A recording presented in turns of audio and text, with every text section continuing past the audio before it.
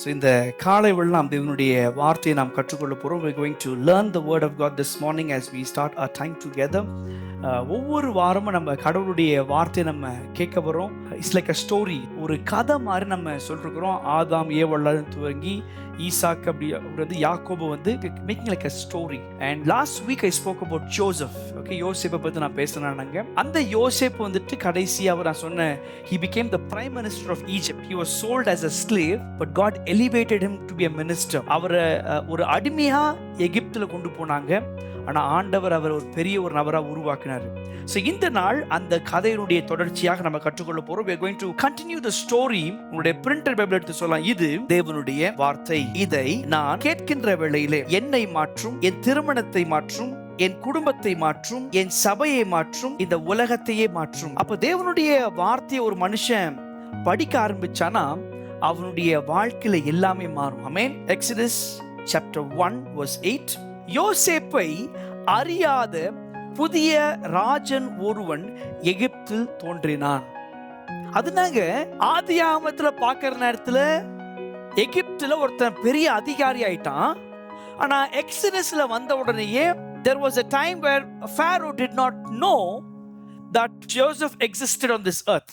So I'm going to ask you all a question. Can anyone help me to answer? அதாவது ஜெனசிஸ்ல 50 அதிகாரத்துல அந்த 50 சாப்டர்ல ஜெனசிஸ்லயே அதிகமாக எழுதப்பட்ட ஒருத்தருடைய பேருன்னு சொன்னா ஆபிரகாம் இல்ல, ஈசாக் இல்ல, யாக்கோப் இல்ல, ஒருத்தர் பேர் தான். எந்த பேருங்க? அப்போ ஹையஸ்ட் நம்பர் ஆஃப் பேர் அவருடைய பேர் இருக்காங்க.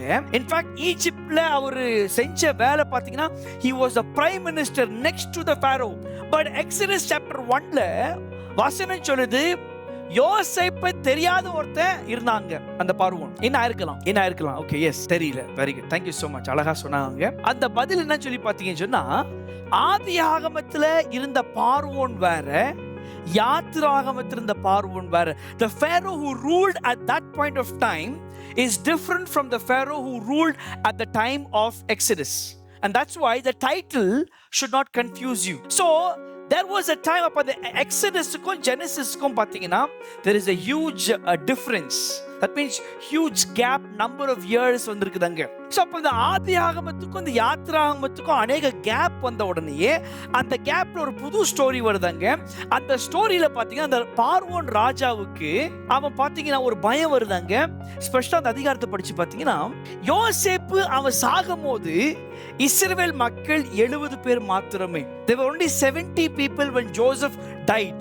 But at the book of Exodus you find them as numerous people. They are growing randomly. அதாவது அவங்களுடைய வளர்ச்சி பார்த்தீங்கன்னா அவ்வளோ வளர்ச்சி, அவ்வளோ பிள்ளைங்க பெற்றுக்கிட்டே இருக்கிறாங்க. ஒரு சென்சஸ்ல சொல்றாங்க இந்தியாவில் அதிகமான பிள்ளைகள் எப்ப பிறந்தாங்கன்னா கோவிட் நேரத்துலயாம்.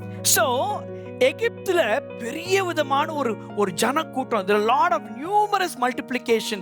ஏன் இந்த மல்டிப்ளிகேஷன் பார்த்தீங்கன்னா பிகாஸ் இந்த 70 பேர் பரவ ஆரம்பிச்சாங்க. இப்ப வசனம் சொல்லுது இந்த பார்வோன் ராஜாக்கு ஒரு பயம். அந்த பயம் என்ன பார்த்தீங்கன்னு சொன்னா, நாளைக்கு இந்த ஆளுங்கெல்லாம் சேர்ந்து ஒரு குரூப் ஆயிட்டாங்கன்னா நாளைக்கு நம்மள அட்டாக் பண்ணிடுவானுங்களே. சோ இந்த ஜனங்களை எப்படியாவது பிளான் பண்ணி முடக்கணும்னு சொல்லிட்டு அவன் ஒரு வேலையை செய்யறான். His Bible says he told the task masters to increase work. தமிழ்ல அந்த வார்த்தை எனக்கு தெரியாது. Let me just see it. What does it say in verse 11? 11 வசனம் பாருங்க. அப்படியே அவர்களை சுமை சுமக்கிற வேலையானால், that means task master is someone who give lot of jobs. I'm sure உங்களுக்கு தெரியும், ஒரு சில மக்கள் உங்களுக்கு வேலை கொடுத்துக்கிட்டே இருப்பாங்க. task masters are needed for your growth. உனக்கு வேலை கொடுக்கிற மக்கள் இருந்தா தான் நீ வாழ்க்கையில முன்னேற வளர்ச்சி ஆகும். சம்டைம் நீங்க ஒரு சில பசங்களை பார்த்தா சும்மாவே இருப்பாங்க, என்னடா வேலை செய்யற, ரோடு இன்ஸ்பெக்டர் நான் அப்படின்னு சொன்னா சுத்திக்கிட்டே இருப்பாங்க. ஸோ இங்க வசனம் சொல்லுது அந்த இஸ்ரவேல் மக்களுடைய வளர்ச்சியை தடை செய்யும்படியாக சுமை சுமக்கிறவர்கள், டாஸ்க் மாஸ்டர்ஸ், பாஸ்ங்க என்ன பண்ணா அதிகமா வேலை கொடுத்தானுங்க. சம்டைம் இந்த வேலை கொடுக்குறவங்களை பார்த்தா இரிட்டேட் ஆகும் நம்மளுக்கு. My friend, task masters are God designed people over your life to take your life the next step. It's like the rubber band. இந்த ரப்பர் பேண்ட் பாத்தீங்கன்னா பார்க்கறதுக்கு இப்படிங்க தான் இருக்கும். ஆனா ஆக்சுவலா அந்த ரப்பர் பேண்டை இழுத்தீங்கன்னு சொன்னா rubber band can actually stretch from the place where it was to the place where it can B.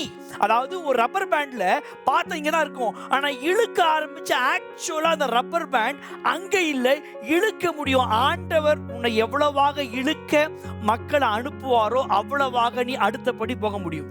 இன்னைக்கு ரொம்ப பேருக்கு என்ன யாருமே இழுக்க கூடாது.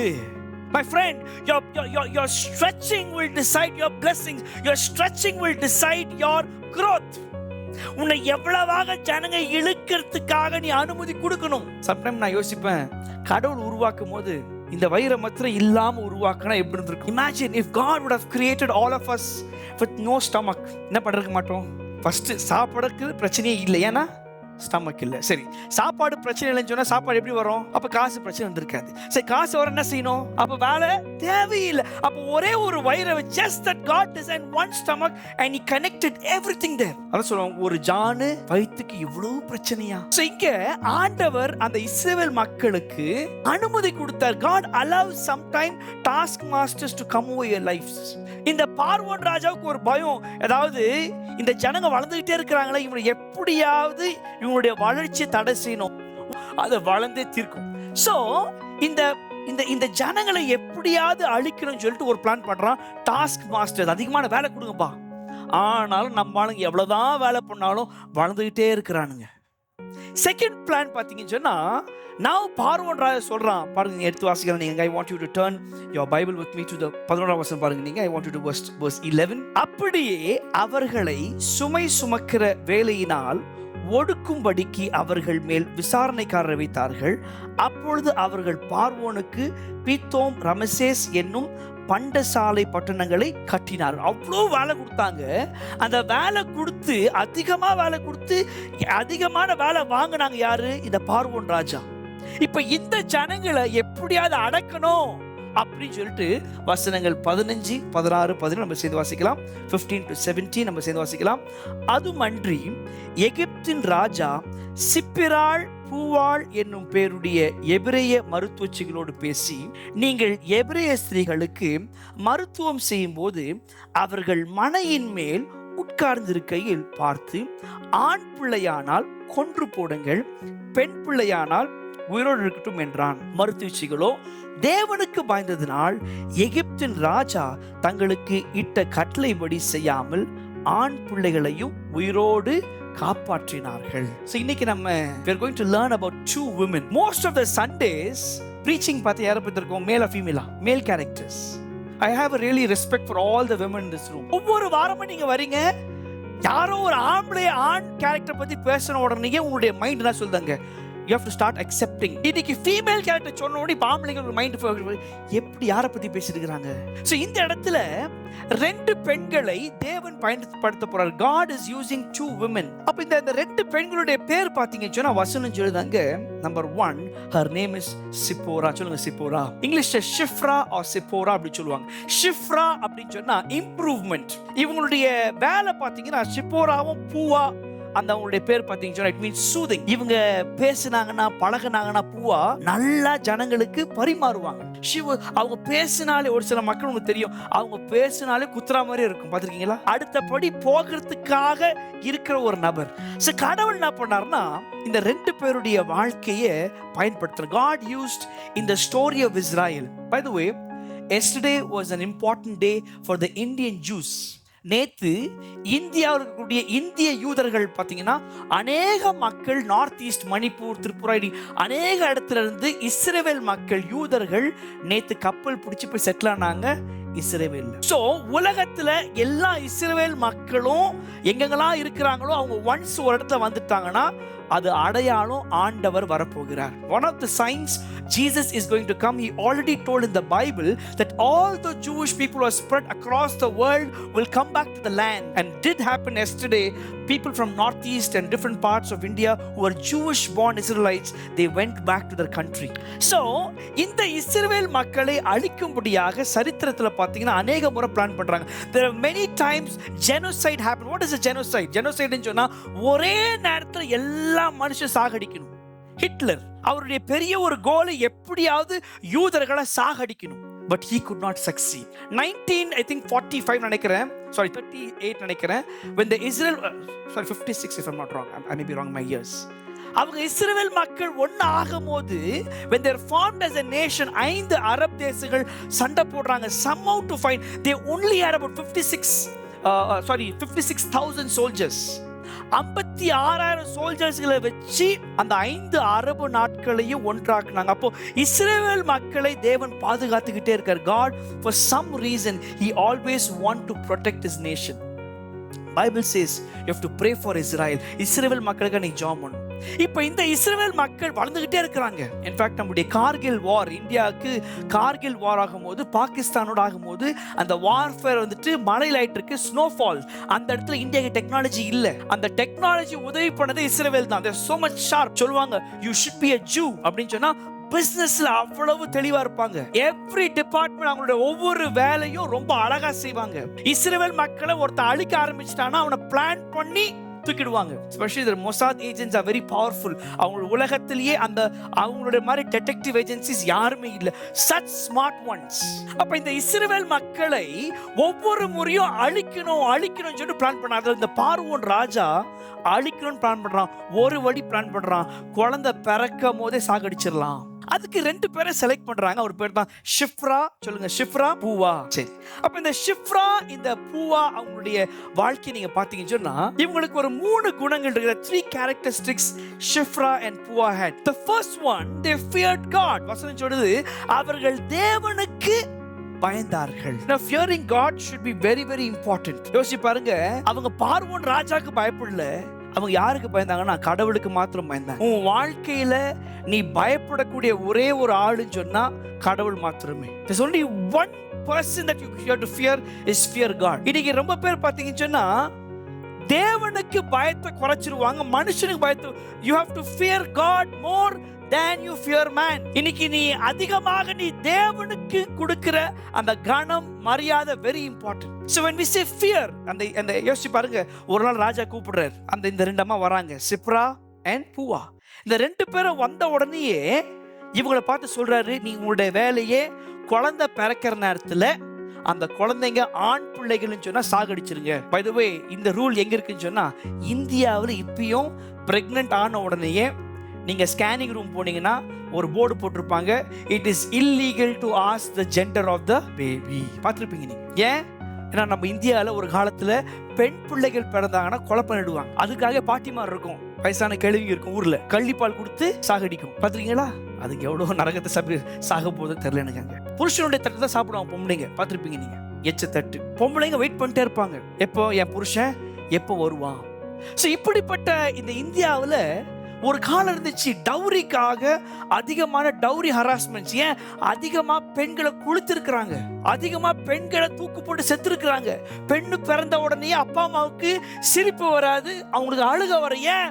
ஒரு காலம் வரையோ டவுரி கொடுக்கணுமே. ஸ்பெஷலா கிறிஸ்டியானிட்டியில டவுரி என்கிற வார்த்தை இருக்க கூடாது. You should never practice. ஆண் பிள்ளைகளை பெற்றிருக்கிற ஒவ்வொருத்தருக்கும் you should be treating and telling your child, நீ மாடை வளர்க்கிற விக்கிறதுக்காக, நீ மாடை வளர்க்கிற. I remember this many years ago. ஒரு பாஸ்டர் நானும் போனோம் SABC பைபிள் காலேஜ்க்கு. அப்ப அந்த பாஸ்டருக்குடைய மச்சினிச்சிக்கு மேரேஜ்க்காக போயிட்டு இருக்கான், போயிட்டு இருக்காங்க. அப்ப அந்த SABCல படிச்சிட்டு இருக்காரு அவர் ஒரு பாஸ்டர். எவ்வளவு கொடுப்பீங்க? எவ்வளவு கொடுப்பீங்க? இவர் சொன்னீங்க மாடா. என் கூட வந்து கொஞ்சம் ஒரு மாதிரி கொஞ்சம் தகவல் இருப்பேன், என்ன மாடா உன்னை விக்கிறதுக்கு உங்க அப்பா கிட்ட போய் கேடுறான்னு சொல்லி அப்படி சொல்லிட்டு வாக் அவுட். அப்போ உன் வீட்டுல இருக்கக்கூடிய ஆண் பிள்ளைக்கு பேரம் பேசுறது பாவம், டைரக்ட்லி அண்ட் இன்டைரக்ட்லி. அதே போல உன் வீட்டுல இருக்கக்கூடிய பெண்ணுக்கு டவுரி கொடுத்து அனுப்புறது பாவம். அப்படிப்பட்ட ஒரு இடத்துல இருக்கிறது பாவம் நான் சொல்றானுங்க. So we find it in the story, Shifra and Puva, அந்த 2 பேருக்கு ஒரு பொறுப்பு கொடுத்தாங்க, பிள்ளை எப்படியாவது சாகடிச்சிடணும். ஸோ இந்த யாரை சாகடிக்கணும்னு சொன்னா இந்தியாவில் பெண் பிள்ளைகள் ஒரு காலம் இருந்துச்சு. ஆனா ஈஜிப்ட்ல ஆண் பிள்ளைங்க செத்துட்டாங்கன்னா அடுத்த லெவல் போக முடியாது. Egyptians were very smart in controlling two ways. Number one, they wanted to control their growth. They wanted to also ensure the girls are born, because tomorrow when girls are born, you can sell them as slaves. Financial treatments. So இந்த அவங்களுக்கு 2 லாபங்களை பார்த்தா. Number 1, ஆண் பிள்ளைகளை அடிச்சிட்டீங்க பிறக்கலன்னு சொன்னா அந்த ஆண் பிள்ளைகள் பிறக்கலாம் வளர முடியாதுங்க. பெண் பிள்ளைகளை மாத்திரம் வைங்க, ஏன்னா நாளைக்கு அந்த பெண் பிள்ளைகளை வித்துடலாம். இன்னைக்கும் உலகத்துல ஸ்லேவரி எக்ஸிஸ்ட்ஸ். அடிமைகள் இன்னைக்கு இருக்கிறாங்க. ஒரு கதையை நான் படிச்சேன். எனக்குரிய 12 வயசுல ஒரு பெண்ணு ஒரு கண்ட்ரியில அதை கிட்னாப் பண்ணி எடுத்து திருப்பி ஒரு 10 வருஷத்துக்கு அப்புறமா 4-5 கை மாறி மாறி மாறி கடைசியா அந்த பொண்ணு வீட்டுக்கு வரும்போது 12 வயசு பொண்ணா போச்சு. வீட்டுக்கு வரும்போது 3 குழந்தைக்கு அம்மா. அப்போ அடிமைத்தனம் மிக மிக ஒரு கஷ்டமான உண்மையான விஷயம். இன்னைக்கு நம்ம அழகா உட்காந்துட்டு இருக்கோம், வீட்டுல சாப்பிடுறோம். உலகத்துல எங்கேயோ ஏன் ஒண்ணுமே இல்லை. போன வாரம் வந்துட்டு ஹசன் இங்கேருந்து ஹசன் இஸ் about 3 hours ஒரு ஜிஞ்சர் ஃபேக்டரியில வந்துட்டு ரேடு போடுறாங்க. ரேடு போட்டு பார்த்தா 2 வருஷமா அடிமைத்தனத்துல சம்பளம் இல்லாதபடிக்கு அவங்கள டார்ச்சர் பண்ணி 2 வேளை மாத்திரம் சாப்பாடு கொடுத்து ஒழுங்கா வாழ முடியாம அவங்க வெளியே போக முடியாம 2 வருஷம் they were slaves in Hassan last week in Times of India. இத ஒருத்தங்க எஸ்கேப் ஆகி போலீஸ் கிட்ட சொல்லி, நான் சொல்றது எல்லாமே it is real, just 3-4 hours from here from Bangalore. So இஸ்ரவேல் மக்கள் அவங்க அடிமைத்தனத்துல வாழ்ந்தாங்க. இந்த சிப்போராவுக்கும் இந்த பூவாவுக்கும் அவங்களுடைய குணங்கள் பார்த்தீங்கன்னு சொன்னா 3 குணங்கள். Number 1, they feared God. When we say the word fear is an emotion from soul. சொல்லாமா? fear is an emotion from soul. அதாவது நீ எவ்வளவு பேருக்கு பயம் வந்திருக்கு? இப்ப இந்த ஃபியர், இந்த பயம் எவ்வளவு பேருக்கு, அதாவது ஒரு காலம் இருந்துச்சு ஸ்கிரீன் கொஞ்சம் ஆடினாலே ஒரு பயம் வரும். அப்போ இந்த ஃபியர் எங்க இது வருதுன்னு சொன்னா உங்களுடைய ஆத்மாவுக்குள்ள fear is part of an emotion of your soul. So உனக்கு அந்த பயம் வர நேரத்தில் number 1, fear reveals your attitude towards God. உனக்கு பயம் வந்த உடனே யாரை நம்புற? இந்த கிராமத்துல பாத்தீங்கன்னா சம்டைம் பிரச்சனை வரும். நீ மீசை வச்ச ஆம்பளையா அப்படி சொன்ன உடனே ஒருத்தன் கேட்டுவான், என்ன மீசை வச்ச ஆம்பளையா சொல்லிட்டானே, எட்ரா கத்திய. பார்த்திருக்கீங்களா? அப்போ தேவையில்லாம சண்டை ஒன்று ஒரு மீசைக்காக வரும். அப்ப நீ எப்போ பயப்படுறியோ அப்ப நீ கடவுளை பார்த்து சொல்ற, உன்னால என்னை காப்பாற்ற முடியாது. அப்ப நீ ஒவ்வொரு முறையும் உனக்கு பயம் வரும்போது நீ சொல்ற, God you can never, it's an attitude. Fear reveals your level of trust. நீ ஆண்டவர் மேல எவ்வளவு நம்பிக்கை வச்சிருக்கிற. ஐயோ ஆண்டவரே ஃபீஸ் கட்டணும்பா இது ஜூன் மாசத்துல, ஐயோ வாடகை கட்டணுமே, ஐயோ இது பண்ணுமே. நீ ஆண்டவரை எவ்வளவா நம்புறியோ உன்னுடைய பயங்கள் உன்னை விட்டு தூரம் போகும். Your trust is the driving force for the fear. நீ எவ்வளவு நம்பிக்கை வைக்கிறியோ அவ்வளவாக உனக்கு பயம் கிட்டே வராது. 6 இடத்துல நாம எல்லாம் பயப்படுறோம். 6 areas we all get into the fear mode. Number 1 is the fear of God. தேவனுக்கு கொடுக்கிற பயம். இந்த fear of God எப்போ வரும்னு சொன்னா நீ கடவுளுக்கு மரியாதை கொடுத்தேன்னு சொன்னா, இன்னைக்கு சொன்ன உட்காருங்க, ஏன் நில்லுங்க, நீங்க ஏன் சொன்ன? It's a reverence. Why am I saying this? Why am I saying நீ ஏன் உட்கார்ந்துகிட்டனா? because நீ ஆண்டவருக்கு எவ்வளவு மரியாதை கொடுக்கிறியோ அவ்வளவாக பயம் வரும். When lack of reverence is lack of fear. When you have lot of reverence there is no fear. So நீ எவ்வளவா கடவுளை மதிக்கிறியோ அவ்வளவாக பயம் போகும். நான் fear of man, உனக்கு ஏன் பயம்? மனுஷனை பார்த்தா பயம் வருது. எவ்வளவு பேருக்கு அந்த மாதிரி நான் கை தூக்க வேண்டாம். You know why? Let me expose to your own self. You are people pleasing. உனக்கு ஜனங்களை நீ ஜால்ரா அடிக்கணும், அதனால தான் ஜனங்களை பார்த்தா பயப்படுற. புரியுதுங்களா? நீ ஜனங்களுக்கு ஜால்ரா அடிக்க தேவையில்லைன்னு சொன்னா எந்த கொம்போ தான் நீ பயப்பட மாட்ட. The root cause of fear of God is reverence. The root cause of the fear of man is people pleasing. நீ ஜனங்களுக்கு நீ மஸ்க அடிக்கணும், ஜால்ரா அடிக்கணும் அப்படி யோசிச்சா கன்ஃபார்மா சொல்றேன் நீ ஜனங்களை பார்த்து பயப்படுவ. Sometime fear of death. பொதுவாகவே இங்க கேட்டு பார்த்தீங்கன்னா சாகிறதுக்கு யாருக்குமே பயம் இல்லை. ஒரு சிலருக்கு ஒரு கேங் இருக்கும். ஆனா பொதுவாகவே நான் செத்துட்டு பின்னால என் பொண்டாட்டிக்கு நாகும், என் செத்துட்டு பின்னால என் பிள்ளைக்கு நாகும், என் செத்துட்டு பின்னால. So most of the time the question of fear of death is survival. நீ எப்படியாவது வாழணும்னு சொல்லி விரும்புற, நீ எவ்வளவாக வாழணும்னு சொல்லி விரும்புறியோ அவ்வளவாக மரண பயம் வரும். The fear of future, உனக்கு எவ்வளவாக கவலை, anxiety. அப்ப anxiety இருக்குதுன்னு சொன்னாயோ எவ்வளவா கவலைப்படுறியோ அவ்வளவாக எதிர்காலத்தை பத்தி பயம். So all these are roots. I am sure any one of you should be part of this one. இங்க இருக்க யாரோ ஒருத்தருக்கு ஏதோ ஒரு விதத்துல ஒரு ரூட் இருக்கும். அப்ப இந்த ரூட்டை டீல் பண்ணுன்னு சொன்னா இது சரியாயிடும். அப்ப உனக்கு கவலை வருதுன்னு சொன்னா அந்த கவலைக்கு அது வழி எங்க போகும்னு சொன்னா உன்னுடைய எதிர்காலத்து மேல பயம் வரும். நான் செகண்ட் பியூசி ஃபெயில் ஆன உடனேயே எனக்கு கவலை, ஐயோ நான் வாழ்க்கை போயிடுமா, அவ்வளவுதானா, என் வாழ்க்கை முடிஞ்சிருமா. Why? Anxiety. கரெக்டுங்களா? The moment anxiety was dealt, I have a future. உனக்கு எவ்வளவு கவலைகளை நீ டீல் பண்ண ஆரம்பிக்கிறியோ எதிர்காலத்தை ஆண்டவர் பார்ப்பார். Shame, fear of failure. ஒரு சில மக்களுக்கு எது செஞ்சாலும் பர்ஃபெக்ட்டா செய்யணும். பார்த்திருக்கீங்களா நீங்க? Why are you scared of failures? You know why? Because you have a problem called shame. You don't want to get shame in front of anyone else. அதாவது மற்றவங்க மத்தியில நான் அவமானப்படக்கூடாது, அதனாலேயே நான் ஃபெயில் ஆகக்கூடாது. ஐம் ஷூர் நான் சொன்ன உடனேயே யாரோ ஒருத்தர் ஏதோ ஒருத்தர் நீங்க இருக்கிறீங்க நான் விசுவாசிக்கிறேன். அப்ப இந்த 2 பெண்களும் பார்த்தீங்கன்னு சொன்னா அவங்க தேவனுக்கு பயந்தாங்க. they only feared God and they did not fear Pharaoh. சொல்லுங்க, அவர்கள் தேவனுக்கு பயந்தார்கள், பார்வோனுக்கு இல்ல.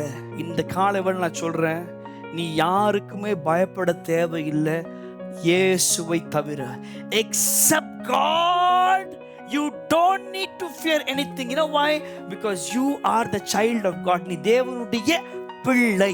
ஆமென். அப்ப நீ தேவனுடைய பிள்ளைன்னு சொன்னா அந்த பெண்கள் தைரியமா யோசிச்சு பாருங்க. அந்த பார்வோன் ராஜா கூப்பிடுறாரு, வாங்க. இவங்க வர்றாங்க. இவங்களுடைய வேலை கொலை செய்யணும். யோசிச்சு பாருங்க, நர்ஸுங்களுடைய வேலை உயிரை காப்பாற்றணும். இவங்க என்ன பண்ணாங்க? கொலை செய்யணும்னு சொல்லிட்டு. ஆனா அவங்க சொன்னாங்க, இல்ல, நான் தேவனை மாத்திரம் நான் மதிப்பேன், வேற யாரும் மதிக்க மாட்டாங்க. பை தி வே, இவங்க யாருன்னு சொன்னா இவங்க செய்யல. இவங்க யாருன்னு சொன்னா அந்த நாட்கள்ல அவ்வளவு இஸ்ரவேல் மக்களுக்கு ஏறக்குறைய 500 பேர் நர்ஸுங்க இருந்தாங்களாம். That's historical records. இவங்க 2 பேர் மாத்திரம். யோசிச்சு பாருங்க, முழு இந்தியால 2 பேர் நர்ஸ் இருப்பாங்களா? இல்ல. Israelites were multitudes. There were many midwives. These were in charge of midwives. They were not doing directly. அவங்க டைரக்டா போய் குழந்தைய பார்க்கல. ஆனா இவங்க யாருன்னு சொன்னா இஸ்ரவேல் மக்கள் அநேக நபர்கள் இருந்தாங்க. ஏறக்குறைய 500 நபர் இருந்தாங்க. அந்த 500 பேருக்கு இவங்க லீடரா. Number 1, they stood fearless. இவங்க மாத்திரம் இல்ல, இவங்க கீழ இருக்கிற மக்களும் தைரியமா இருந்தாங்க. தெரியுமா? because they feared God. நீ ஆண்டவரை நீ பயந்து வாழ்ந்தன்னு சொன்னா உன் கூட இருக்கிற மக்களும் பயந்து வாழ்வாங்க. நீ ஆண்டவருக்கு எவ்வளவு கனத்தை கொடுக்கறியோ உன் கூட இருக்கிறவங்க தான் கொடுப்பாங்க. Number 1, they feared God. Number 2, they risked lives. 18 வசனம் வாசிக்கலாம். Can we read this? Verse 18. அதனால் எகிப்தின் ராஜா மருத்துவச்சிகளை அழைப்பித்து, நீங்கள் ஆண் பிள்ளைகளை உயிரோடு காப்பாற்றுகிற காரியம் என்ன என்று கேட்டான். இவங்க பண்ணவே இல்லை. இவங்க செஞ்சதுனால இன்ஃபேக்ட் ராஜாக்கு தெரிய வருது. அது எப்படி ராஜாக்கு தெரியும்? How does king know that these women are trying to save? You know how?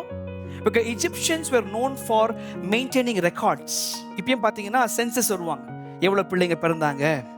அந்த மாதிரி சென்சஸ் வரும்போது Egyptians maintained records. இவன் ரெக்கார்டை பார்த்துக்கிட்டே இருக்கானடா, பிள்ளைங்க பிறந்துகிட்டே இருக்காங்க, ஆர்டர் கொடுத்துட்டேன். ஏன்னா ராஜா உஷாரான ராஜாங்க, ஜனங்க முன்னாடி மானம் போகக்கூடாது. அவன் என்ன பண்றான்? ரொம்ப ஸ்ட்ராட்டஜிக்கா, ரொம்ப உஷாரா அவன் சொல்றான், டைரக்டா கொலை பண்ண வேண்டாம், நீங்க பிளான் பண்ணி அது பிறக்கிற நேரத்திலேயே.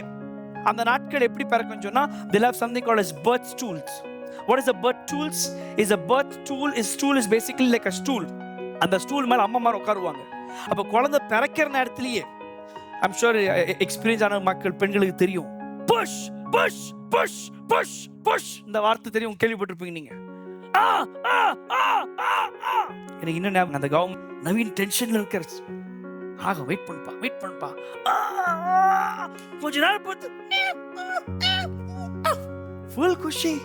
அந்த நாட்கள்ல அந்த சிப்போரா அண்ட் பூவா, because they feared God, they trained people around them. அவங்க கீழ இருக்க எல்லா மக்களுக்கும், எல்லா மருத்துவச்சிகளும் சொன்னாங்க, ஆண் பிள்ளைகளை பார்த்தீங்கன்னா உயிரோட விட்டுருங்க நீங்க.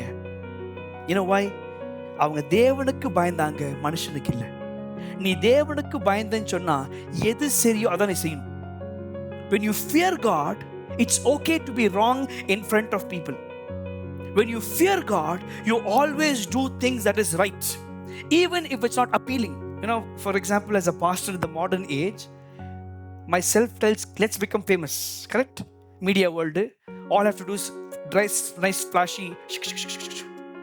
ஒரு 4 பேர் வாங்கடா வந்துருவானுங்க, நம்ம ஆளுங்க நல்லா பண்ணுவானுங்க, அதெல்லாம் நம்ம ஆளுங்க. ஆமா இல்லையா? அழகா ஜிகுன்னு போட்டுக்கிட்டு, டை ஷூட்லாம் போட்டுக்கிட்டு, நல்ல ஒரு கோல்டு நல்ல வாட்சுகளாக போட்டுக்கிட்டு வர நேரத்தை 4 பின்னாடி கொண்டு வந்தா வாயமுன் பாஸ்டர் செட்டப் பண்ண முடியாதா? ஆமா, ஆகாதா? பார்த்துருக்கீங்க தானே? ஏன் Because Christianity is simplistic. கிறிஸ்தவ வாழ்க்கை சிம்பிளான ஒரு வாழ்க்கை. நீ பந்தா காமிச்சிக்கிட்டு popularity is not the season here, which the world is always looking for. Popular ஆகணும், ஃபேமஸ் ஆகணும், அதுதான் உலகத்தோட ஆசை. But Christianity message simple இருங்க. Number 1, they feared God. தேவனுக்கு பயந்தாங்க. Number 2, they risked lives. ஆண்டவருக்கு யார் தேவைன்னா ரிஸ்க் எடுக்கிறவங்க. எனக்கு ஒரு அத்தை பொண்ணு இருந்துச்சு, சொல்லுவோம், எனக்கு ரிஸ்க் சாப்பிட்ற மாதிரி.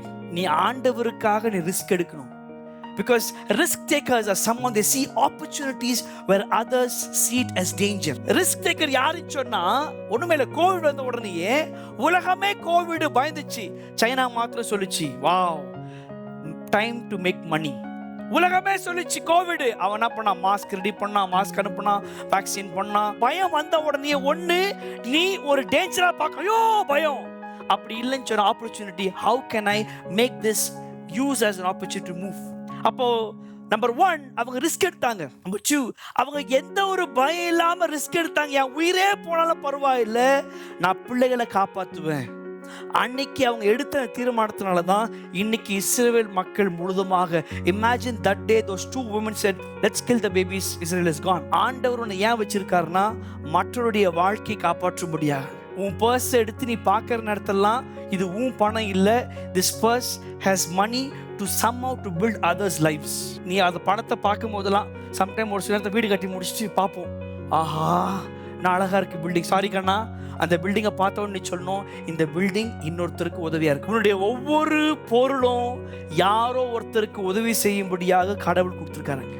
Number 3, they had wisdom. மூணாவது விஷயம், ராஜா சொன்ன உடனேயே இவங்க என்ன பண்ணா, கேட்டிருக்கலாம், சரி பிள்ளைங்களை சாகடிச்சிடலாம். இல்லை, they feared God. Number 2, they risked their lives. Number 3, they were full of wisdom. ராஜா கேட்கலாம், அப்ப அந்த படிச்சு பாருங்க, நீங்க 18ஆம் வசனம் பாருங்க நீங்க. அதனால் எகிப்தின் ராஜா மருத்துவச்சிகளை அழைப்பித்து, நீங்கள் ஆண் பிள்ளைகளை உயிரோடு காப்பாற்றுகிற காரியம் என்ன என்று கேட்டான். அப்ப இந்த இடத்துல இந்த 2 பெண்களும் வந்து யோசிக்கிறாங்க, நம்ம எப்படி டீல் பண்ணலாம். ராஜா கேட்க போறாரு. பிகாஸ் ராஜாவோட ஸ்டாட்டிஸ்டிக்ஸ் இருக்குது. எகிப்து மக்கள் they are very careful. They have all records of birth certificates. Even now they are found in their manuscripts. இவங்க சொல்றாங்க, நாங்க போறதுக்கு முன்னாடி இவங்க யாருன்னு சொல்லி பார்த்தீங்கன்னா they were like the midwives who also took care of Egyptian women. எகிப்து பெண்களையும் பார்த்தவங்க இவங்க. They were not only seeing Hebrew women. அவங்க சொல்றாங்கப்பா, எகிப்து பெண்களை காட்டிலும் இந்த எபிரேய பெண்கள் நாங்க போறதுக்கு முன்னாடியே குழந்தைய பெற்றுறாங்க. அப்ப இந்த பெண்கள் எவ்வளவு ஞானமாக, இது பொய்யா உண்மையா? பொய். The Pharaoh is not entitled to receive the truth, because moment you tell the truth to Pharaoh, he will use the truth to become evil. பார்வோன் உண்மைக்கு பாத்திரன் அல்ல. அந்த பார்வோன் உண்மையை சொல்லிட்டீங்கன்னு சொன்னா அந்த உண்மையை எடுத்து என்ன பண்ணுவான், இன்னும் மோசம் பழகுவான். ஆமா இல்லையா? அப்ப இங்க வசனம் சொல்லுது, அவர்கள் ஞானமாக, ரொம்ப அழகா, சம்டைம் நீ ஞானமா நீ பேசணும். இன்னைக்கு ரொம்ப பேர் ஒழுங்கு பிள்ளைங்க, they want to be safe. உண்மையை சொல்றதுக்கு பயப்படுவாங்க. அப்ப இங்க பாத்தீங்கன்னா ஞானமாக பேசுறாங்க. பைபிளை படிச்சு பாத்தீங்கன்னா ஞானத்தினாலே வீடு கட்டப்படும். அப்ப ஞானம் என்ற வார்த்தை பார்த்தா 3 things. If you want, you can turn your Bibles with me to Proverbs 24:3-4, 24:3 and 4. வீடு ஞானத்தினாலே கட்டப்பட்டு விவேகத்தினால் நிலைநிறுத்தப்படும், அறிவினாலே அறைகளில் அருமையும் இனிமையுமான சகலவித பொருள்களும் நிறைந்திருக்கும். இங்கிலீஷ்ல பாத்தீங்கன்னா, a house is built by wisdom and it is established by understanding. By knowledge the rooms are filled with every precious and beautiful treasure. The 3 key words: number 1 wisdom, number 2 knowledge, number 3 understanding. There are 3 levels. wisdom, சொல்லுங்க, wisdom, knowledge, understanding. இந்த மூணு level மாதிரி. So first level வந்து knowledge அப்படினு சொன்னா information. ஒருத்தர் டாக்டருக்கு படிக்க போறாங்க and they learn about medicine's name. அது knowledge, ஞானத்துக்காக, அது அறிவுக்காக. So knowledge சொன்னா ஒருத்தர் டாக்டர் படிக்க போன உடனே he gets the first level of knowledge. He knows the medicine's name. Second, the level is understanding. That means doctor, as he goes as a student, he gets the information. Now he understands when to apply where or what to apply. எந்த நேரத்துல என்ன apply பண்ணணும். So knowledge is information and understanding, you process the information. நீ கத்துக்கிட்ட விஷயத்தை யோசிக்கிற. ஆனா wisdom is when to apply, where to apply, how to apply. அதாவது எப்போ எந்த நேரத்துல டாக்டர் பார்த்து எடுத்த உடனே ஆரம்பிச்சிருவாங்களா கிளினிக்கை? ஒருத்தர் ஆரம்பிச்சான், காம்பவுண்டர் மத்திய பிரதேஷ்ல போன வாரத்தில் பிடிச்சாங்க. ஏறக்குறைய 10 வருஷமா டாக்டர். அவர் டாக்டருக்கே படிக்கல. டாக்டருக்கே படிக்காத doctor compounder.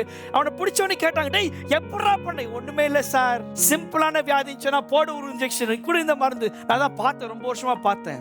Every doctor first step is knowledge, கத்துக்குவாங்க. செகண்ட் ஸ்டெப் அண்டர்ஸ்டாண்டிங், ஒரு ஜூனியர் டாக்டர் கத்துக்குவாங்க. ஃபைனலா தான் லாஸ்ட் ஒரு clinic. that is the wisdom that you start operating independently. இங்க பாத்தீங்கன்னா அந்த பெண்கள் பாத்தீங்கன்னா அவங்க ஞானமாக செயல்பட்டாங்க. நான் விசுவாசிக்கிறேன், நீ ஆண்டவருக்கு பயந்து வாழ்ந்தேன்னு சொன்னா, ஆண்டவருக்காக ரிஸ்க் எடுத்தேன்னு சொன்னா, மூணாவது ஆண்டவருக்கு ஞானத்தை கொடுப்பாருங்க.